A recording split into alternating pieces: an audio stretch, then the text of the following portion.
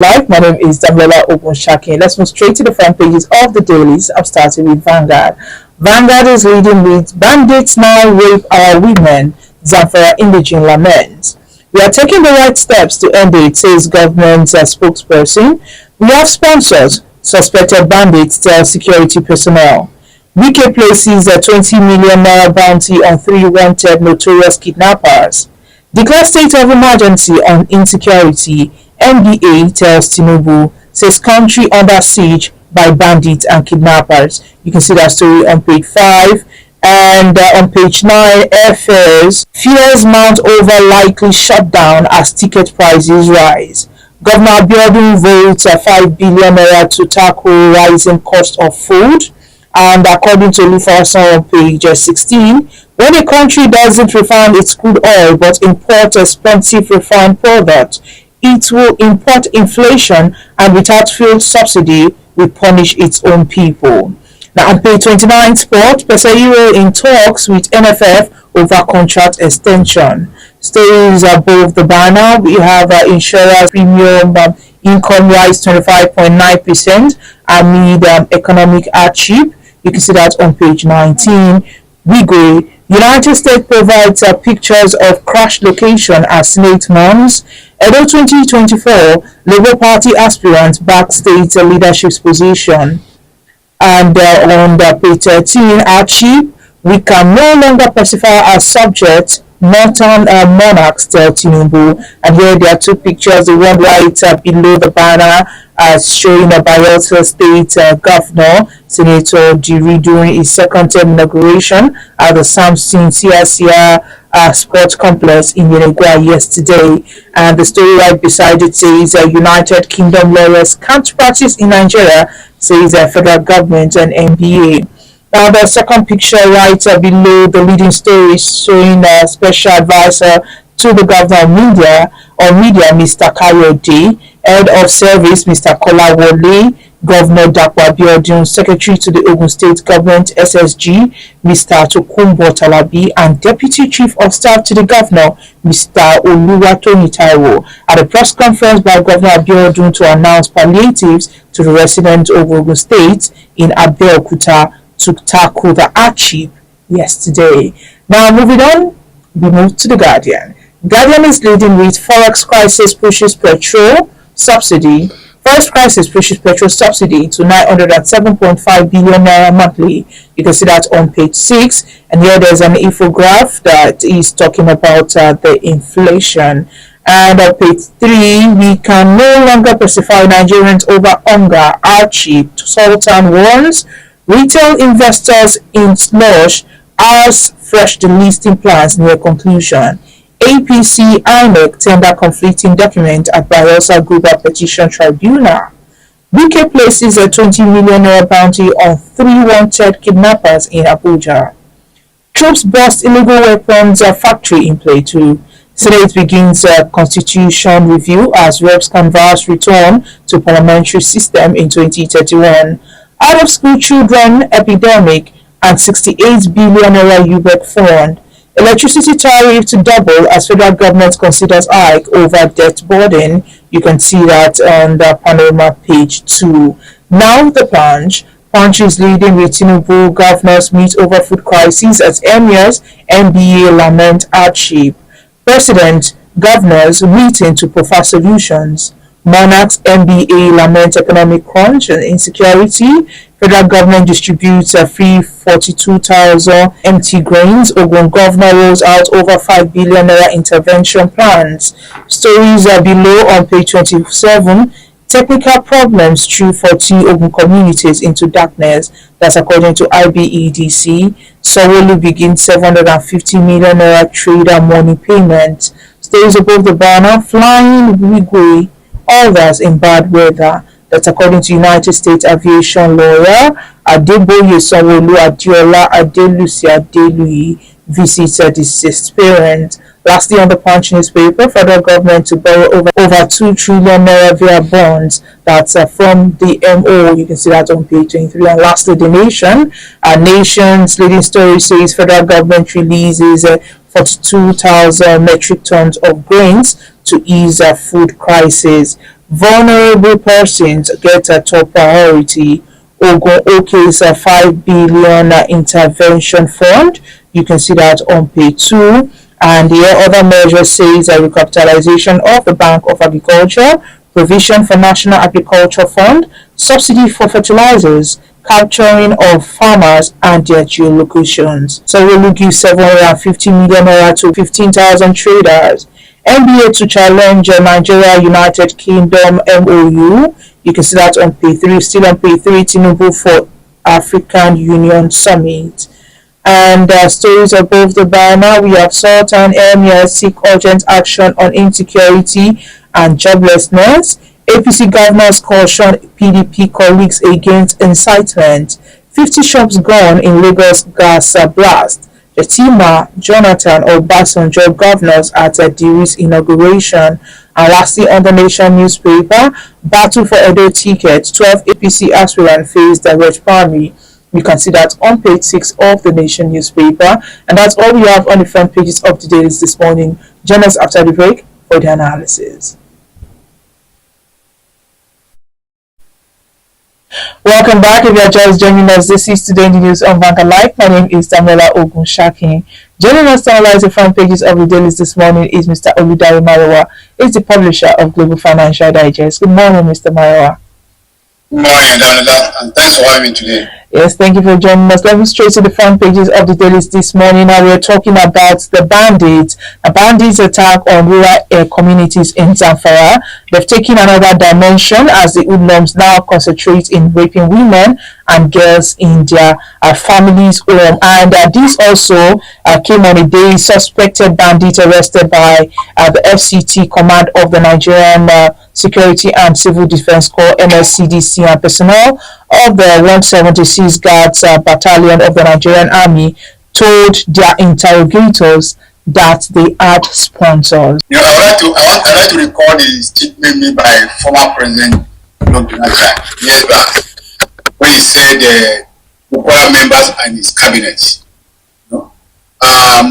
It is obvious from all the cases that it can't be those people who are carrying guns and those people who are in the bush who are collecting millions of naira as ransom and keeping them. Like somebody said recently, when you look at the people who are arrested, they are looking haggard.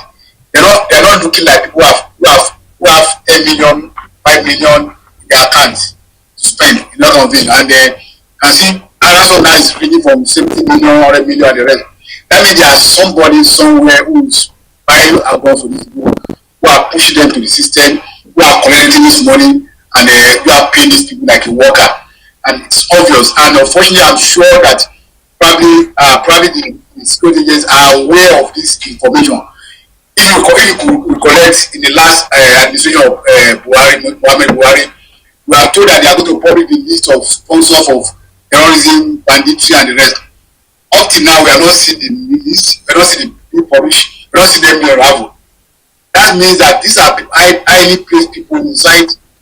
There are some people in the government are shielding them away from being prosecuted. That's an unfortunate thing. So we are all being held to ransom by the bandits, by the terrorists, and the government, and their sponsors in government. So for me, it's not a new revolution, because it's obvious for us to know that there are definitely going to be people who are behind this banditry. First of all, it was in Zamfara, when people are mining the gold illegally and flying up to this country. Helicopters, airplanes are coming to this country without being detected by our security agents. So it shows that those who are behind this heinous crime are highly placed people that are known to our security agents, but they could not do anything against them because they are highly placed people, or they are probably untouchable people in the society. And it is very alarming and very saddening for the population, because if this is happening, then where is the hope? That's the question we do have to ask. Well, a resident of the area that alleged that the situation had made 70% of the villagers to relocate to other places. He said over 10 years, no single policeman was deployed to the area, and a situation that allowed the bandits to now humiliate members of the community. Do you think it's high time that they declare state of emergency on insecurity? I don't think that's the issue. That's the issue. That's the solution. Even if we have declared state of emergency on Boko Haram in 10 past, but it's a mere pronouncement by government. What actually we need is action. What action are we taking? If the government say they have the list of sponsors of Boko Haram, terrorism, and banditry, why are they not repealing? Why are they not arresting them? Why are they not prosecuting them? This is the beginning of how the finding solution to put end to this heinous crime in this country. This country, they are aware of who are behind this scene, who are collecting the money, and I think we can follow the money. If we follow the money, we can track it through our system, and we track it through our system, then we can be to pinpoint who are behind these issues. It's about declaring state of emergency. The issue is that there are so many states in this country that are ungoverned. There are so many forests in Nigeria that are ungoverned. Our security people are poorly paid. They can't enter those forests, and they're key. So we don't have enough equipment. These bandits have sophisticated weapons. Those who are collecting 100 million ransom are buying sophisticated weapons for their staff who are carrying out those crimes. And they can overpower security. So the first thing government to do is to include our security agents, is to motivate them and to deploy technology to track these people and unveil their sponsors and expose them and begin to prosecute them. The earlier the better. That's the solution. The case of emergency will not solve any problem. I've seen better assembly, going on Jamboree, organizing security conference. There are many conferences that have been held, or conducted in 10 past. What is the result? Nothing. So because we are still dancing around the issue, government security agents are aware of people are behind this issue, and from all the revelation we have been hearing all along. What are they done to for it? If they are not arresting their sponsor, then they are not ready to call the medics. That's the issue.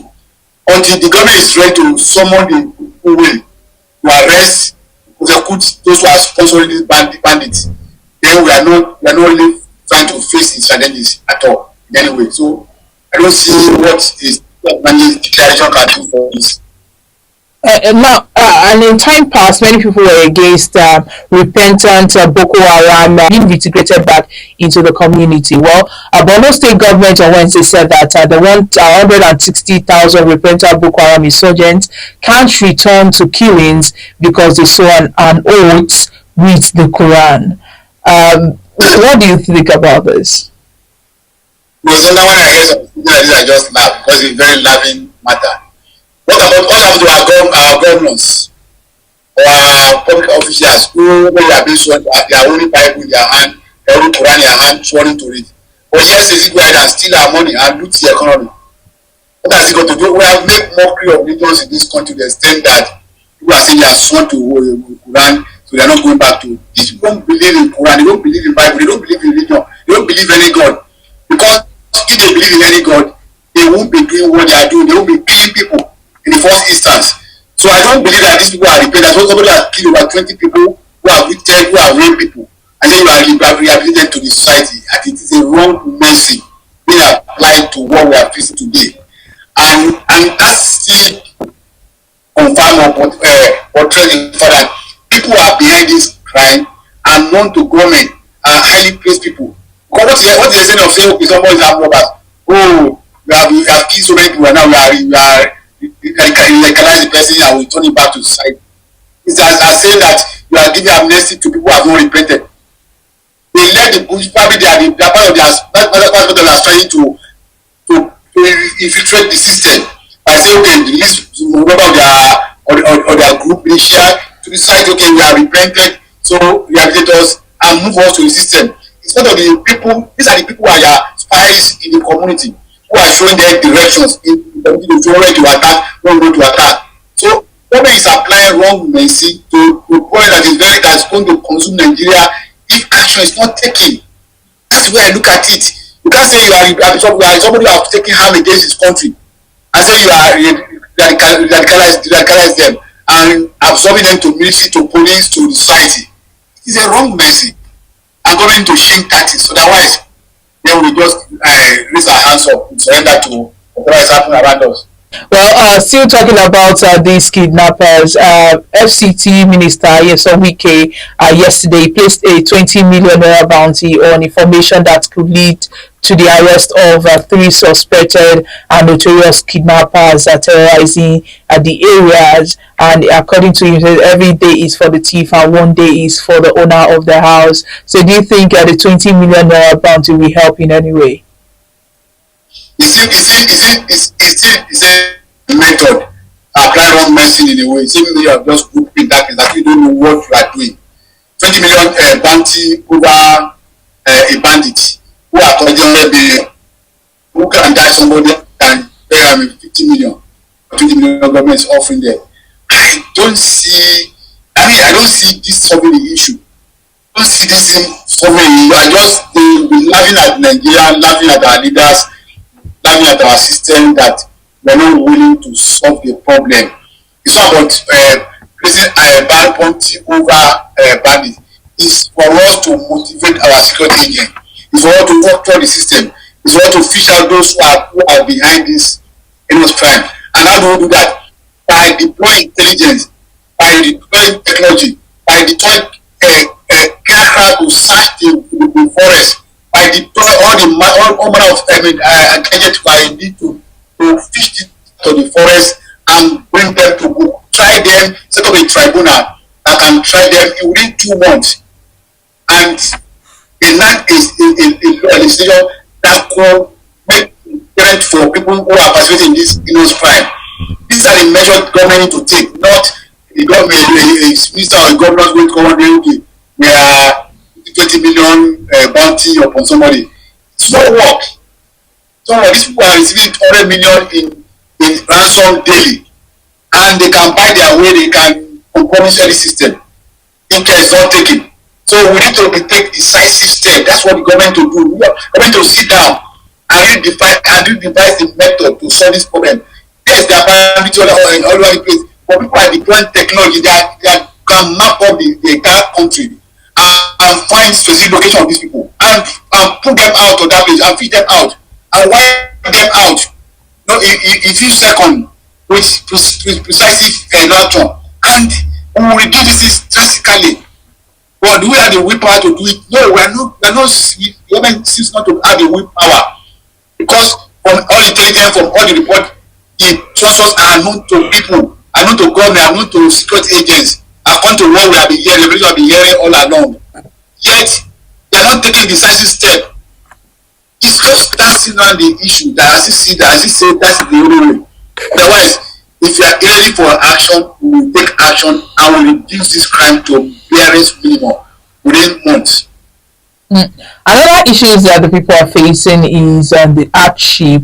Now, the Northern Traditional Rulers and the Nigerian Bar Association on Wednesday they decried the hardship in the country, which was precipitated by the fuel subsidy removal and that resulted in higher transport cost and food inflation. Well, the Northern Traditional Council, that's the NTC, said that they informed the government that the traditional rulers, the religious leaders, as well as the state governors, they've been pacifying the masses and the jobless youth from revolting against political leaders at the end of the affairs, and that if this continues, they are getting to a level where they can no longer pacify the people and they're stopping them from revolting. What do you think about what the northern leaders are saying? The truth. We are Nigeria is on the cake of gunpowder really, and we are in a war situation. If you see what many people are going through today, well, how much do you have in your hands to spend to buy food? Food is the most expensive commodity in our community, our country today, and people are there, and there's lack of money all over the place. People cannot feed. Go to the market. Those who are selling food store, who are selling, no, their sellers are not coming. So that's why there are people not eating. And people are not buying because there is no money to buy. Somebody you enter 30,000 a month. It's not cover. It doesn't cover the transport alone. Not cover buying food. So people are reducing Nigeria to like animal is even better because people cannot feed sufficiently. Then there is no hope in that way. And like I always said, we have solution to this issue. For example, it is very obvious today that the government has failed woefully with reform program. Look at the oil Forex subsidy they say they are removed. Now subsidies are bigger than what they meant. So what they are trying to prevent, they could not prevent it because the system has already completely collapsed. Subsidy today is higher than what it was in May, in March, before this government came to power. They said they floated the naira. The naira is worse than what it used to be. Other reforms are supposed to strengthen the system to ensure there's a balance in the economy so that the people can the economy can grow and people can benefit from the growth. But what I see is that everything has been collapsed completely.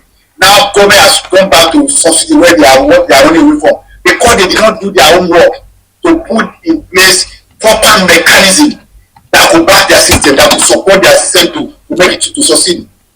Now they are seeing they are floated in naira where they don't have the sufficient supply to back it up. Now it has spin out of control. So it's obvious that government should need to sit back, re-examine the reform system, and need to make correction where they have gone wrong. And admit it's not wrong. It's not wrong to make mistake, but we must admit that we have made mistakes, we have gone the wrong way, and take a step back and to correct, to rectify those errors they have made in policy, so that can cool down the system. The way the system is going today, if care is not taken, they don't be a lot of crisis in this country. I pray to not get to that point. I pray the government will have the wisdom to appease to people and to cool down the system by releasing food into the system.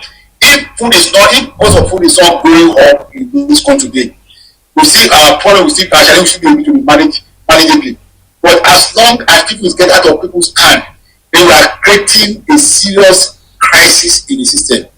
Government will realize this thing and must map out the system where whatever palliative they are releasing get to the right hand. We had December last year that the government released rice and other palliative to senators and House of Representatives. Okay. Those people, where are those palliative from the senators, from the House of Representatives today? We have not seen them. We have not seen trace of them. But Mr. Dare, is palliative the right way to go? Because right now they've released another metric tons of assorted food items from both Strategic Reserve and the Rice Millers Association of Nigeria. And with Nigeria's experience with palliative in the past, will this help? So is palliative the right way to go still? Well, in a crisis situation like we have today, first of all, palliative is a temporary measure to soften, to cushion the impact on the people. The point we have with collective distribution in Nigeria that it's not getting to the right hand, right people. What we are seeing that as government releasing the palliative, those who are supposed to do that are hijacking it and convert to money, and they are pocketing their own money. So we have a system where this thing translates to the common man. This thing happened in the time during the COVID in America. They issue palliative to people, to businesses, to individuals. Schools bring food to their children at home. They drop their food on their doorstep, and it cushioned the impact on the life. And government was paying people to ameliorate the problem of COVID, of lockdown on people. And the effect is so much in the system, in those clients, because they have system that works. But in a country that don't have a system that works, that's why we are not seeing the effect of the palliative. It's a temporary measure why government establish a permanent solution to the crisis. And the permanent solution to that is to wipe up banditry, insecurity in the past, so that people can go back to farm and they can produce food and they can reach to the system, and we have a system that is seamless in distribution. These are the permanent solutions. But temporarily, palliative can solve some major problem, reduce the potential. Why government is backing or implementing long-lasting solution to the problem. That's what you see, but unfortunately we are doing it wrong way. Well, let's talk about the premium motor spirit, that's the PMS. Now, the price of a liter of fuel was increased from less than 300 naira to over 600 naira now in some areas due to the subsidy removal. And now it's been revealed that Nigeria is still paying about 907.5 subsidy on the premium motor spirit, otherwise called petrol monthly, as the actual cost of a litre of fuel is 1,202.7 naira. So, if we are still paying subsidy, why is the hardship still? Unfortunately, Zita as I said, it's still already broken down. The government policy has failed, woefully. Why? Because there was no planning, there was no mitigation effect, there was no clear-cut pathway to implementing the policy. The government, the president just come to the stage when it was sworn up without consultation, without a proper roadmap to the reform, and now that something is done. And that has shown that government, the president has failed woefully in his policy. What you need to do now is to come back to that table and apologize to Nigeria and say we have failed, but we are reverting. Because what we need is that we are not refining product locally. We are still importing a finished product to this country today. And the landing costs are almost over 1,000 today. And government does not have the power to say they want to increase the fuel price again. At the level they are, people are still suffering. You see having major effect on the system. Government cannot say you want to increase a litre to 1,000. Why would they do that? They will just paralyze the entire system. And that's why they have to pay, they secretly pay subsidy, which they are running away from. And secretly pay subsidy on the importation. That's unfortunate. That means it's a system failure completely. That means people in government don't know what they are doing. Because they will have efficient this. So they are planning and map out another policy to push in effect to ensure that we don't get to where we are today. We are for very well. Even Dagobe Rwanda, they are working today. That's how they working today. Want to export his finished products to other country, not to the local here, because he had to buy crude oil from outside the country to refine.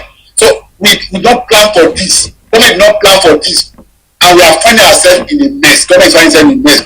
Going to sit down and dialogue with the people. How do we get out of this mess?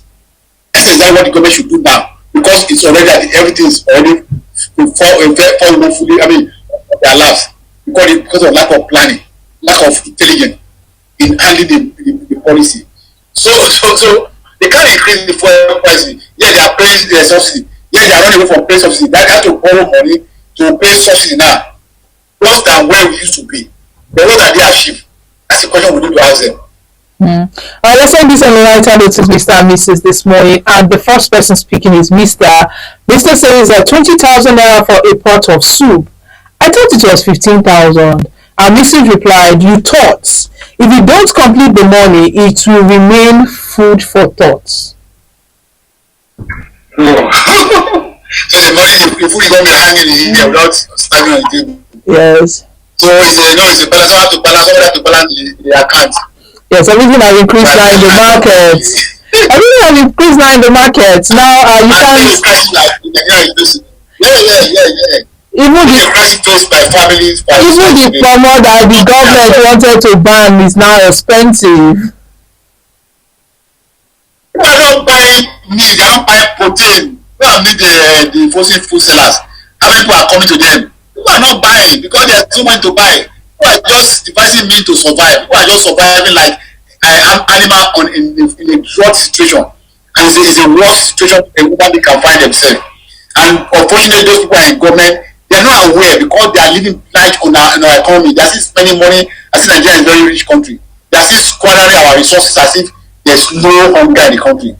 So they are not aware. They are isolated from what is happening in society today. Unfortunately, so I hope that God will intervene because that's where we can see it. Unfortunately, we need to intervene ourselves. Government people need to begin to ask the people in government question and to compel them to do the right thing. Otherwise, it might turn to a very unpalatable situation, and God forbid. We want to pray for that, really. Yes. Thank you, Mr. Ludaimawa, for joining us this morning. Thank you very much for having, and God bless you, and have a lovely day. Yes, and he's the publisher of Global Financial Digest. He just reviewed and analyzed some of the stories we got on the front pages. Now, to get more of our top stories, you can follow us on all our social media platforms showing on your screen, or visit our website www.vanguardngr.com to get more of our top stories. I'm Damilola Ogunshaki. Have a lovely day.